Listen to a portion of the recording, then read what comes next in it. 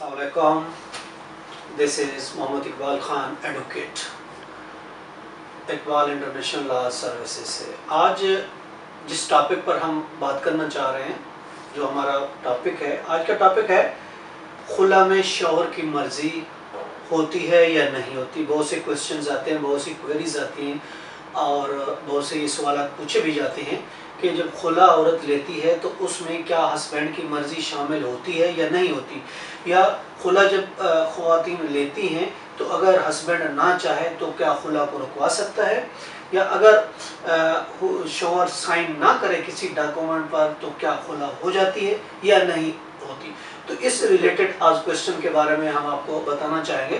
देखिए, खुला में शौहर की मर्ज़ी नहीं होती, शौहर की मर्ज़ी ज़रूरी नहीं होती, शौहर की मर्ज़ी के बिना भी खुला ग्रांट हो जाती है। खुला ग्रांट करता है काजी वक्त, जो कि हमारे पाकिस्तान में फैमिली कोर्ट को ये पावर दी गई है कि वो एक किस्म के काजी हैं। इस फैमिली मैटर को सॉल्व करने के लिए काजी का किरदार अदा करता है। जो फैमिली जज होता है तो वो उसको अख्तियार है कि वो खुला ग्रांट कर सकता है, चाहे शौहर चाहे या ना चाहे, उस लेडीज़ को खुला ग्रांट हो जाएगी। अब कोर्ट ने सिर्फ देखना ये है, कोर्ट की ड्यूटी है ओनली कि देखना है कि इनके ताल्लुकात कैसे हैं, how are the relations between the spouses, उनका बिहेव कैसा है, एक दूसरे के साथ अच्छा बिहेव है, बुरा बिहेव, इस चीज़ को देखना है। और फिर देखना है हक महर, डावर अमाउंट को देखना है। डावर अमाउंट के बदले में हाँ, खुला ग्रांट करने में जब कोर्ट ग्रांट करती है, वो सबसे पहले ये देखेगी कि इनके रिलेशन हैं ऐसे हैं कि वो in the limits of God रह सकते हैं या नहीं रह सकते। अगर रिलेशन ऐसे हैं कि वो नहीं रह सकते तो फिर कोर्ट ऑर्डर कर सकती है कि हक महर अगर उसने लिया है तो उसको रिस्टोर करेगी, वापस करेगी। अगर नहीं लिया तो वो एक अलहदा बात है, नहीं लिया तो उसको छोड़ना पड़ेगा। तो उन सूरत में अगर देखती है कि यूनियन जो है उसमें हेट्रेड शामिल हो गई है, नफरत शामिल हो गई है, तो खुला जो है ना वो कोर्ट उसको ग्रांट कर सकती है। देखिए, खुला एक बेसिकली अरबी ज़बान का लफ्ज़ है। इसका मतलब होता है टेक आउट। टेक आउट कोई चीज़ टेक आउट कर लेना और रिमूव कर देना, या दूसरे लफ्ज़ों में इसको यूँ भी करते हैं। तो हक महर को रिमूव किया जाता है, टेक आउट किया जाता है, छोड़ा जाता है या उसको वापस किया जाता है। तो इसके बारे में कुरान मजीद में देखें, सूरत अल बकरा की आयत नंबर 229 क्लियरली तौर पर इस बारे में अल्लाह ताला का फरमान भी है। इसका उर्दू ट्रांसलेशन सूरत का ये है कि तलाक दो 2 बार ही, यानी जब 2 दफ़ा तलाक दी जाए तो फिर औरतों को या तो बातरे के शाइस्ता निकाह में रहने दें या भलाई के साथ छोड़ दें। और ये जायज़ नहीं कि जो महर तुम उनको दे चुके हो उसमें से कुछ वापस ले लो। हाँ, अगर जन और शौहर को खौफ हो कि खुदा की हदूद को कायम नहीं रख सकते, तो अगर औरत खावंद के हाथ से रिहाई पाने के बदले में कुछ दे डाले तो दोनों पर कुछ गुनाह नहीं।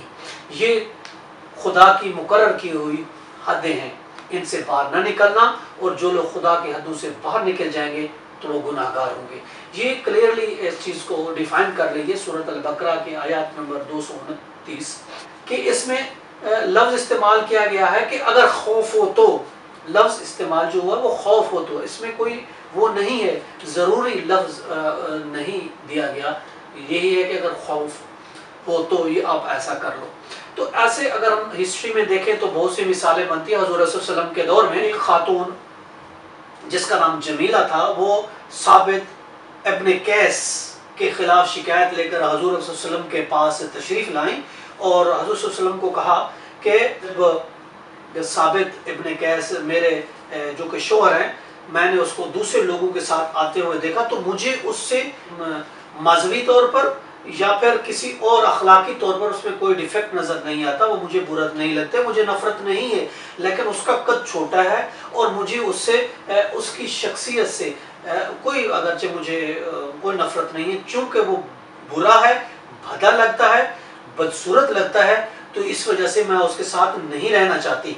और आप सल्लल्लाहु को फरमाया, मैं कितनी खूबसूरत हूँ जबकि मेरा शौहर कितना बदसूरत है, इस वजह से मैं नहीं रहना चाहता। तो हज़रत सल्लल्लाहु ने फरमाया, आपने जो उससे भाग लिया वो उसको वापस कर दो। तो हज़रत सल्लल्लाहु ने उसको खुला दे दी थी। इसी तरीके से एक दूसरी मिसाल हबीबा की भी है, वो भी हज़रत सल्लल्लाहु के दौर में, वो हज़रत साबित की उसकी दूसरी बीवी जो थी حبیبہ اس نے بھی حبیبہ بن عبداللہ نے بھی اسی طریقے سے خلا لے لیا تھا. اسی طرح ترمذی میں بھی کافی ریپیٹڈ ہے کہ رابعہ بن مواود بن افرا کے بھی خلا لیا گیا تھا. اسی طرح حضرت عثمان غنی کے دور میں بھی مثالیں ملتی ہیں کہ خاتون آئے تو آپ نے خلا کے ذریعے اس کی شادی ختم کی. تو اس طریقے سے یہ ان پوری ڈیٹیل سے یہ پتہ چلتا ہے کہ خلا میں ہسبینڈ کی مرضی شامل نہیں ہوتی. صاف ظاہر ہے اگر مرضی شامل ہوگی تو ہی ول پروناؤنس ڈیورس، اگر اس کی مرضی ہوگی تو ڈیورس دے گا یا میوچل ڈیورس دے گا. خلا تو نہیں دے، خلا تو بیسیکلی دیتے ہی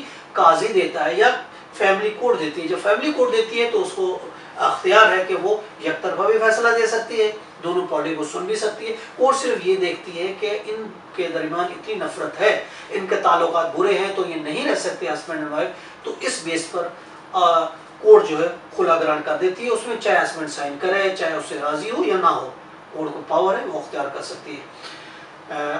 باقی آج کا ٹاپک یہیں پہ ختم ہوتا ہے. ڈسکرپشن میں ہمارے ڈیٹیل موجود ہے، اگر آپ رابطہ کرنا چاہتے ہیں. if you have any question you can contact us.